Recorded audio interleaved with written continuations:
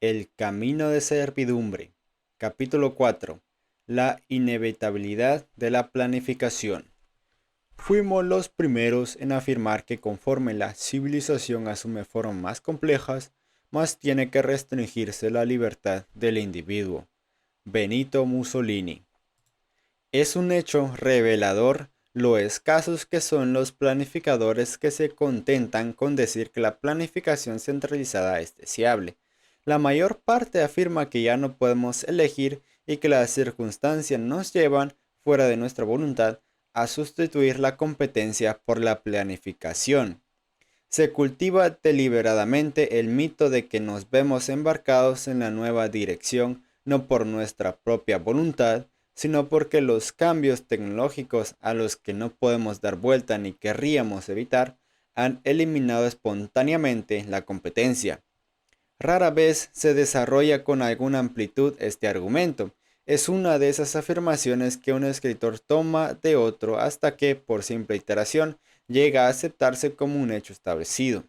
Y, sin embargo, está desprovisto de fundamento. La tendencia hacia el monopolio y la planificación no es el resultado de unos hechos objetivos, fuera de nuestro dominio, sino el producto de opiniones alimentadas y propagadas durante medio siglo hasta que han terminado por dominar toda nuestra política.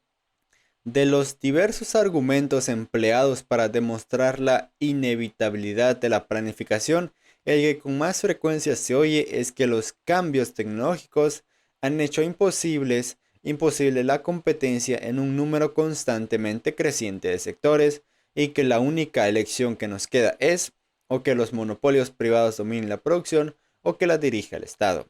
Esta creencia deriva principalmente de la doctrina marxista, donde la concentración de la industria, aunque como tantas ideas marxistas, se la encuentra ahora en muchos círculos que la han recibido de tercera o cuarta mano y no saben de dónde procede. El hecho histórico del progresivo crecimiento del monopolio durante los últimos 50 años y la creciente restricción del campo en el que juega la competencia no puede, evidentemente, discutirse, pero a menudo se exagera mucho la extensión de este fenómeno. Lo importante es saber si este proceso es una consecuencia necesaria del progreso de la tecnología o si se trata simplemente del resultado de la política seguida en casi todos los países. Veremos ahora que la historia efectiva de esta evolución sugiere con fuerza lo último, pero antes debemos considerar hasta qué punto el desarrollo tecnológico moderno es de tal naturaleza que haga inevitable en muchos campos el crecimiento de los monopolios. La causa tecnológica alegada para el crecimiento del monopolio es la superioridad de la gran empresa sobre la pequeña debido a la mayor eficiencia de los métodos modernos de producción en masa. Los métodos modernos, se asegura, han creado en la mayoría de las industrias condiciones por las cuales la producción de la gran empresa puede aumentarse con costes unitarios decrecientes, y el resultado es que las grandes empresas están superando y expulsando de todas partes a las pequeñas. Este proceso seguirá hasta que en cada industria solo quede una o, a lo más, unas cuantas empresas gigantes. Este argumento destaca un efecto que a veces acompaña al progreso tecnológico, pero menosprecia otros que actúan en la dirección opuesta y recibe poco apoyo de un estudio serio de los hechos. No podemos investigar aquí con detalle esta cuestión, y tenemos que contentarnos con aceptar los mejores testimonios disponibles. El más amplio estudio de estos hechos emprendido recientemente es el del Temporary National Economic Committee americano sobre la concentración del poder económico. El dictamen final de esta comisión, que no puede ciertamente ser acusada de desmedidas preferenciales liberales, concluye que la opinión según la cual la mayor eficiencia de la producción en gran escala es causa de la desaparición de la competencia, y aquí cito, encuentra insuficiente apoyo en todos los testimonios disponibles en la actualidad. Y la detallada monografía que sobre este problema preparó la comisión resume la respuesta de esta manera, y aquí vuelvo a citar. La superior eficiencia de las grandes instalaciones no ha sido demostrada en muchos campos. No han podido ponerse de manifiesto las ventajas que se supone han destruido la competencia, ni tampoco exigen, inevitablemente, el monopolio de las economías de escala donde éstas existen. La dimensión o las dimensiones de eficiencia óptima pueden alcanzarse mucho antes de quedar sometida a tal control la mayor parte de una oferta. La conclusión de que la ventaja de la producción en gran escala tiene inevitablemente que conducir a la abolición de la competencia no puede aceptarse. Téngase además presente que el monopolio es, con frecuencia, el producto de factores que no son el menor coste de una mayor dimensión. Se llega a él mediante confabulaciones y lo fomenta la política oficial. Si esas colusiones se invalidan y esta política se invierte, las condiciones de la competencia pueden ser restauradas. Una investigación de las condiciones en la Gran Bretaña conduciría a resultados muy semejantes. Todo el que ha observado cómo los aspirantes a monopolistas solicitan regularmente y obtienen muchas veces la asistencia de los poderes del Estado para hacer efectivo su dominio, apenas dudará que no hay nada de inevitable en este proceso. Confirma energéticamente esta conclusión el orden histórico en que se ha manifestado en diferentes países el ocaso de la competencia y el crecimiento del monopolio. Si hubieran sido el resultado del desarrollo tecnológico o un necesario producto de la evolución del capitalismo, podríamos esperar que apareciesen, primero, en los países del sistema económico más avanzado. De hecho, aparecieron en primer lugar durante el último tercio del siglo XIX en los que eran entonces países industriales comparativamente jóvenes, Estados Unidos y Alemania. En esta última especialmente, que llegó a considerarse como el país modelo de la evolución necesaria del capitalismo, el crecimiento de los carteles y sindicatos ha sido sistemáticamente muy alimentado desde 1878 por una deliberada política. No solo el instrumento de la protección, sino incitaciones directas y al final la coacción emplearon los gobiernos para favorecer la creación de monopolios con miras a la regulación de los precios y las ventas. Fue allí donde, con la ayuda del Estado, el primer gran experimento de planificación científica y organización explícita de la industria condujo a la creación de monopolios gigantescos que se tuvieron por desarrollos inevitables 50 años antes de hacerse lo mismo en Gran Bretaña. Se debe en gran parte a la influencia de los teóricos alemanes del socialismo, especialmente Sombart, generalizando la experiencia de su país, la extensión con que se aceptó el inevitable desembocar del sistema de competencia en el capitalismo monopolista, que en los Estados Unidos una política altamente proteccionista haya permitido un proceso en cierto modo semejante, pareció confirmar esta generalización. Como quiera que sea, la evolución de Alemania, más que la de Estados Unidos, llegó a ser considerada como representativa de una tendencia universal y se convirtió en un lugar común hablar de una Alemania donde todas las fuerzas políticas y sociales de la civilización moderna habían alcanzado su forma más avanzada. Por citar un reciente ensayo político muy leído, que poco había de inevitable en todo esto, y hasta qué punto ese resultado de una política preconcebida se pone de manifiesto cuando consideramos la situación británica hasta 1931 y la evolución a partir de aquel año, cuando Gran Bretaña se embarcó también en una política de proteccionismo general. Si se exentúan unas cuantas industrias que habían logrado antes la protección, hace no más que una docena de años la industria británica era, en su conjunto, tan competitiva, quizá como en cualquier otro tiempo de su historia. Y aunque en la década de 1920 sufrió agudamente las consecuencias de las incompatibles medidas tomadas respecto a los salarios y el dinero, los años hasta 1929 no resultan desfavorables comparados con los de la década de 1930, si se atiende a la ocupación y a la actividad general. Solo a partir de la transición al proteccionismo y el cambio general en la política económica británica que le acompañó, ha avanzado con una velocidad sorprendente el crecimiento de los monopolios, que ha transformado la industria británica en una medida que, sin embargo, el público apenas ha advertido. Argumentar que este proceso tiene algo que ver con el progreso tecnológico durante este periodo, que las necesidades tecnológicas que operaron en Alemania en las décadas de 1980 y 1890 se hicieron sentir en Inglaterra en la de 1930, no es mucho menos absurdo que el pretender, como está implícito en la frase de Mussolini, citada a la cabeza de este capítulo, que Italia tuvo que abolir la libertad individual antes que ningún otro pueblo europeo porque su civilización había largamente sobrepasado a la de los demás países. En lo que a Inglaterra se refiere, la tesis según la cual el cambio en la opinión y la política no hace sino seguir a un cambio inexorable en los hechos, puede lograr cierta apariencia de verdad precisamente por haber seguido a distancia a Inglaterra la evolución intelectual de los demás.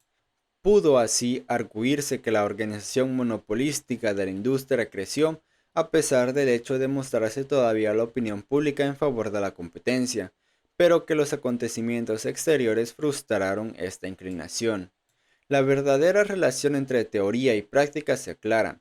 Sin embargo, en cuanto contemplamos el prototipo de esta evolución, Alemania, no puede dudarse que allí la supresión de la competencia fue cuestión de una política preconcebida, que se emprendió en servicio del ideal que ahora llamamos planificación.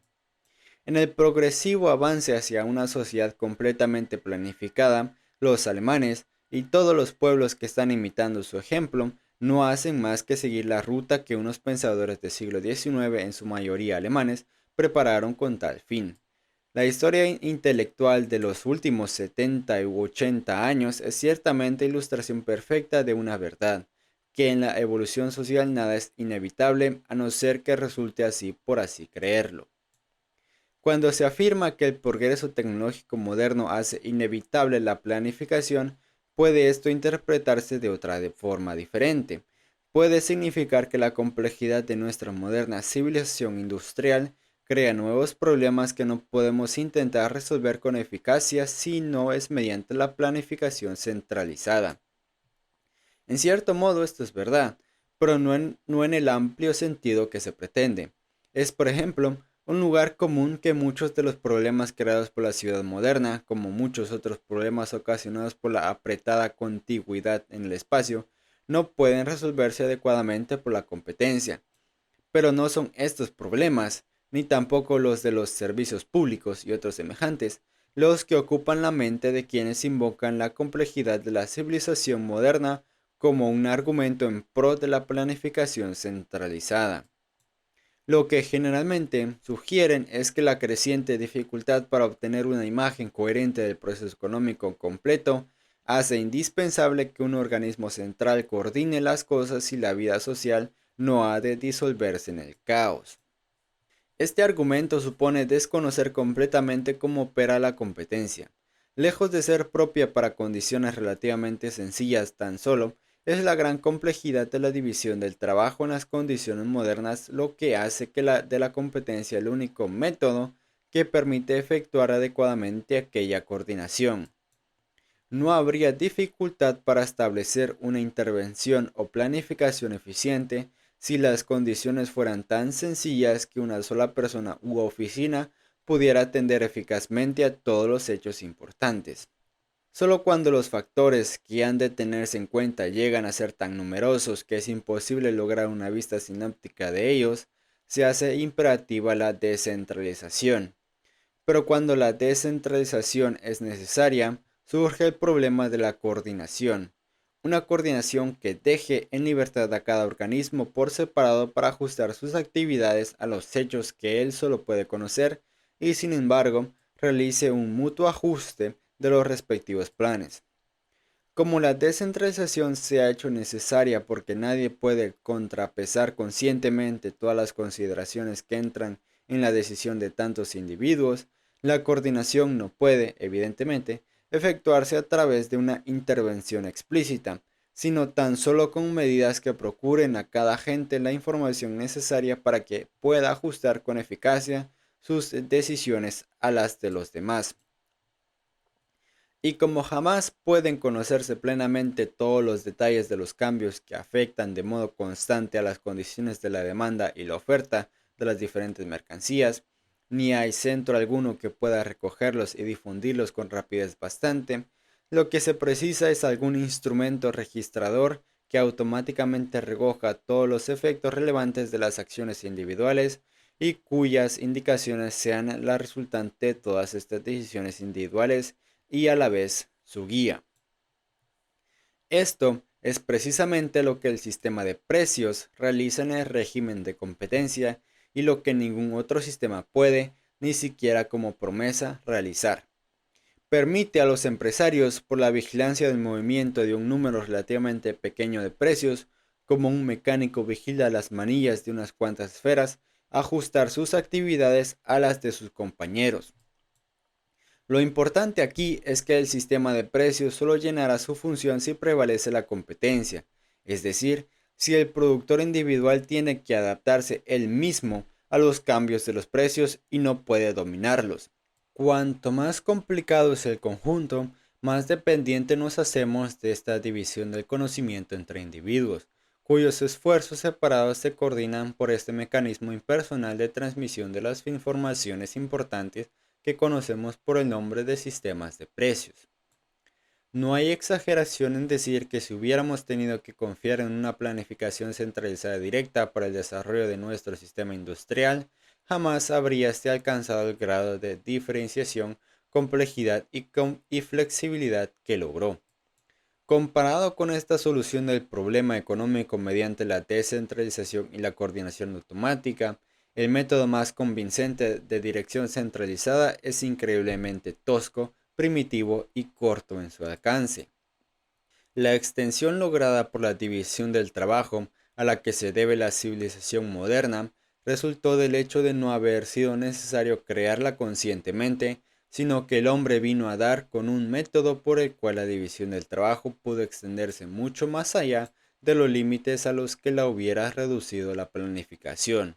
Por ende, todo posterior crecimiento de su complejidad, lejos de exigir una dirección centralizada, hace más importante que nunca el uso de una técnica que no dependa de un control explícito.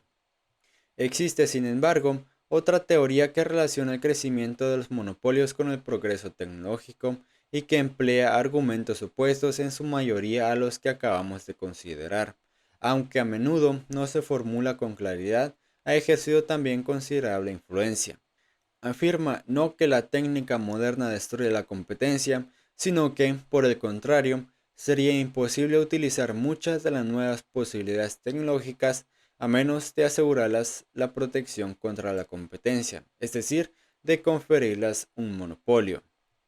Este tipo de argumentación no es necesariamente falaz, como quizás sospechará el lector crítico. La respuesta obvia, a saber que si una nueva técnica es realmente mejor para la satisfacción de nuestras necesidades, debe de ser capaz de mantenerse contra toda su competencia. No abarca todos los casos a que se refiere esta argumentación. Sin duda, en muchas ocasiones se usa tan solo como una forma especial de defensa de las partes interesadas, pero más a menudo se basa, probablemente, sobre una confusión entre las excelencias técnicas desde un estrecho punto de vista de ingeniería y la conveniencia desde el punto de vista de la sociedad en su conjunto. Queda, sin embargo, un grupo de casos en que el argumento tiene alguna fuerza. Es al menos concebible, por ejemplo, que la industria automovilística británica podría ofrecer un automóvil más barato y mejor que los usados en los Estados Unidos si a todos en Inglaterra se les obligara a utilizar el mismo tipo de automóvil, o que el uso de la electricidad para todos los fines pudiera resultar más barato que el carbón o el gas si a todos se les obligara a emplear solamente electricidad. En casos como estos, es por lo menos posible que pudiéramos estar todos mejor y prefiriésemos la nueva situación si cupiera elegir, pero nadie individualmente tiene la elección a su alcance, porque la alternativa es que tendríamos que usar todos el mismo automóvil barato o usar todos solamente electricidad, o podríamos escoger entre las diversas cosas, pero pagando precios mucho más altos por cualquiera de ellas. No sé si esto es cierto en alguno de los casos citados, pero hay que admitir como posible que la estandarización obligatoria o la prohibición de sobrepasar un cierto número de variedades pudiese, en algunos campos, aumentar la abundancia más que lo suficiente para compensar las restricciones en la elección del consumidor. Cabe incluso concebir que un día pueda lograrse un nuevo invento cuya adopción apareciese indiscutiblemente beneficiosa, pero que solo podría utilizarse si se hiciese que muchos o todos estuvieran dispuestos a aprovecharlo a la vez. Sea mayor o menor la importancia de estos casos, lo cierto es que no puede pretenderse de ellos legítimamente que el progreso técnico haga inevitable la dirección centralizada. Únicamente obligarían a elegir entre obtener mediante la coacción una ventaja particular o no obtenerla, o, en la mayoría de los casos, obtenerla un poco más tarde, cuando un posterior avance técnico haya vencido las dificultades particulares. Cierto es que en estas situaciones tendríamos que sacrificar una posible ganancia inmediata como precio de nuestra libertad, pero evitaríamos, por otra parte, la necesidad de subordinar el desarrollo futuro a los conocimientos que ahora poseen unas determinadas personas. Con el sacrificio de estas posibles ventajas presentes, preservamos un importante estímulo para el progreso futuro, aunque a corto plazo pueda, a veces, ser alto el precio que pagamos por la variedad y la libertad de elección. A la larga incluso el progreso material dependerá de esta misma variedad, porque nunca podemos prever de cuál, entre las múltiples formas en que un bien o un servicio puede suministrarse, surgirá después una mejor. No puede, por lo demás, afirmarse que toda renuncia a un incremento de nuestro bienestar material presente, soportada para salvaguardar la libertad, vaya a ser siempre premiada. Pero el argumento en favor de la libertad es precisamente que tenemos que dejar espacio para el libre e imprevisible crecimiento. Se aplica no menos cuando, sobre la base de nuestro conocimiento presente, la coacción parece traer solo ventajas y aunque en un caso particular pueda, efectivamente, no provocar daño. En la mayor parte de las discusiones actuales sobre los efectos del progreso tecnológico, se nos presenta este progreso como si fuera algo exterior a nosotros, que pudiera obligarnos a usar los nuevos conocimientos con arreglo a un criterio determinado. Cuando lo cierto es que si bien las invenciones nos han dado un poder tremendo, sería absurdo que se nos sugiriese la necesidad de usar este poder para destruir nuestra más preciosa herencia, la libertad, lo cual significa que si deseamos conservarla debemos defenderla más celosamente que nunca y tenemos que prepararnos para hacer sacrificios por ella. Si bien no hay nada en el desarrollo tecnológico moderno que nos fuerce a una planificación económica global, hay sin embargo mucho en él que hace infinitamente más peligroso el poder que alcanzaría una autoridad planificadora. Si escasamente puede ya dudarse que el movimiento hacia la planificación es el resultado de una acción deliberada y que no hay exigencias externas que a él nos fuercen, merece la pena averiguar por qué tan gran proporción de técnicos milita en las primeras filas de los planificadores. La explicación de este fenómeno está muy relacionada con un hecho importante que los críticos de la planificación deberían tener siempre en la mente. Apenas cabe dudar que casi todos los ideales técnicos de nuestros expertos se podrían realizar dentro de un tiempo relativamente breve, si lograrlo fuera el único fin de la humanidad. Hay un infinito número de cosas buenas que todos estamos de acuerdo en considerar altamente deseables y a la vez posibles, pero de las cuales solo al logro de unas cuantas podemos aspirar dentro de nuestra vida, o solo hemos de aspirar a lograrlas muy imperfectamente. Es la frustración de sus ambiciones en su propio campo lo que hace al especialista revolverse contra el orden existente. A cualquiera le duele ver cosas sin hacer que todos consideramos deseables y posibles. Que todas estas cosas no puedan hacerse al mismo tiempo, que una cualquiera de ellas no pueda lograrse sin el sacrificio de otras, solo se comprenderá si se tienen en cuenta factores que caen fuera de todo especialista y únicamente pueden apreciarse con un penoso esfuerzo intelectual. Penoso porque nos obliga a considerar sobre un fondo más amplio los objetos a los que se dirigen la mayor parte de nuestros esfuerzos y a contrapesarlos con otros que quedan fuera de nuestro interés inmediato y que, por esta razón, nos importan menos.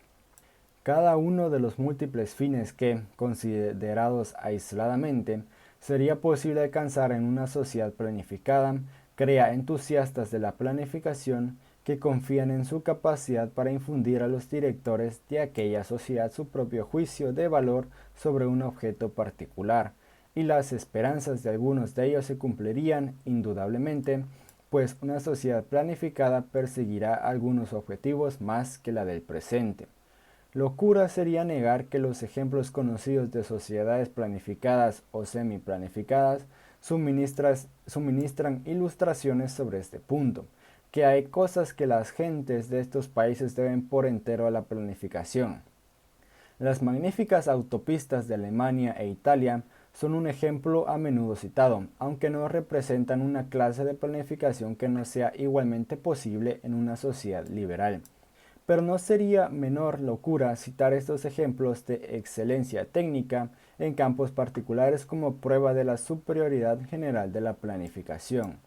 Sería más correcto decir que tan extremas excelencias técnicas, desproporcionadas con las condiciones generales, son prueba de una mala dirección de los recursos.